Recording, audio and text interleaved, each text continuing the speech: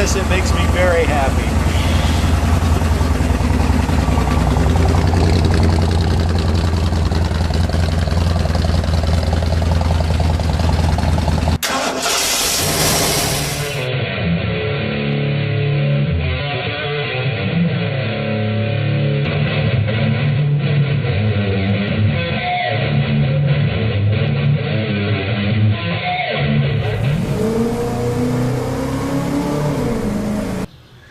That car has been here for a long time. Eric the Car Guy here. The subject of this came up not too long ago, and that was octane. So today we're going to talk about octane and how it works in your car. We're going to try something cool and fun. So I'm going to try and explain the principles of the 4-stroke cycle in a gasoline engine. And for that, we're going to head back to the studio. Hey, here we are. Back at the studio. I didn't feel like combing my hair, so I put on my hat. Let's get to it, shall we? There are 4 parts to the combustion cycle in a gasoline engine. There's intake, compression, power, and exhaust. There's those 4 steps in the process of burning gasoline in a combustion engine. Okay, here we come flying inside of your engine, as if we had X-ray vision. And we're going to break down the 4 phases of the combustion process here for you to see. Now, we're going to stop right there, rewind a little bit, and we're going to start with the intake stroke. The intake stroke is where the piston moves downward, and as a result, it creates a negative pressure zone. And that negative pressure zone is filled with atmospheric pressure. Now, there is no such thing as suck. You could say that the piston moves down and sucks the mixture in. That's not entirely true. What actually happens is atmospheric pressure forces itself into that empty space, and it's taking fuel along with it. So the air combined with fuel rushes into the cylinder because it created a negative space. There is no suck. Anyway, the next part of this is what pertains to octane. What you'll notice is the piston is all the way down here, and it has drawn in as much of the mixture that it possibly can. Now what's going to happen is the intake valves are going to close, the exhaust valves are also closed, and the piston is going to travel upwards.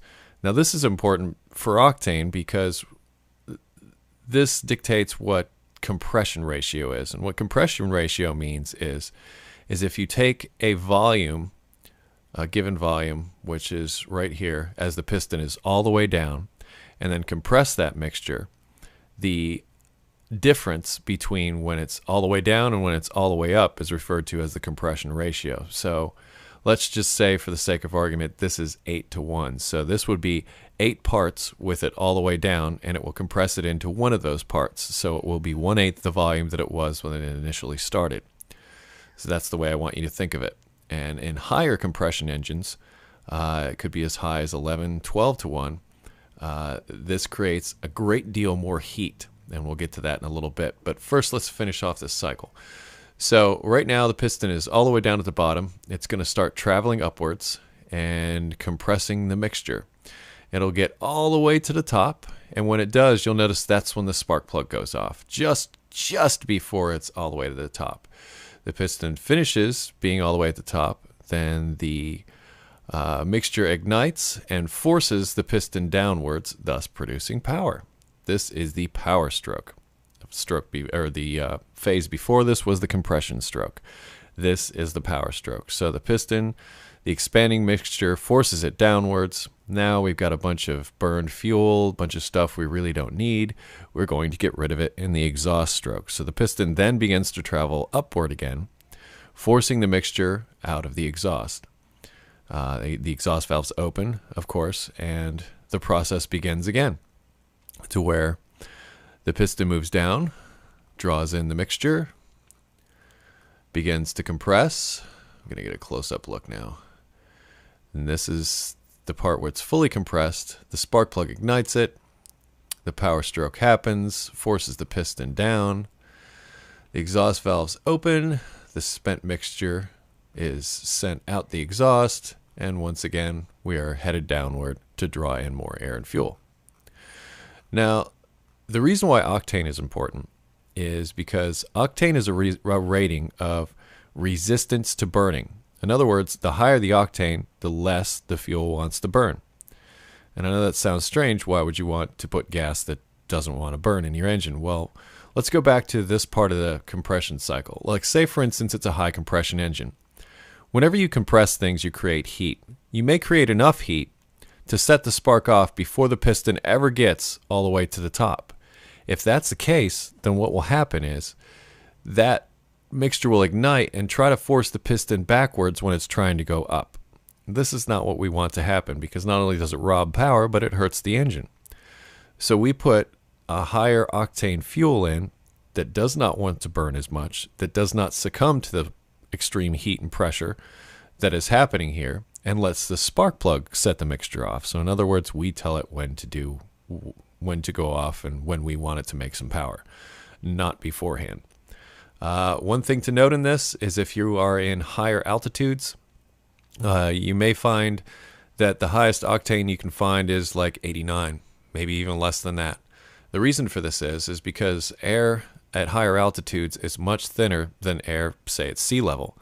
Therefore, it is not as combustible, or there's not as much of it there to combust. So they need a more volatile fuel in that instance, because there really is less air to work with. And let's not forget, it's not just about gas, it's also about air. So fuel and air make a combustible mixture. Without one or the other, you don't have anything. So that is, I'll just let this run for you so you can watch how nicely animated this whole thing is, now that you understand it. That is the reason for octane, and or that is an explanation of octane and how it pertains to the 4 phases of the combustion cycle in a gasoline engine. I hope this was helpful, and have a great day. Be safe, have fun, and stay dirty. Sweetie, you can't play in there while Daddy's working. I'm behind here. Yes, you are. Poke, poke, poke.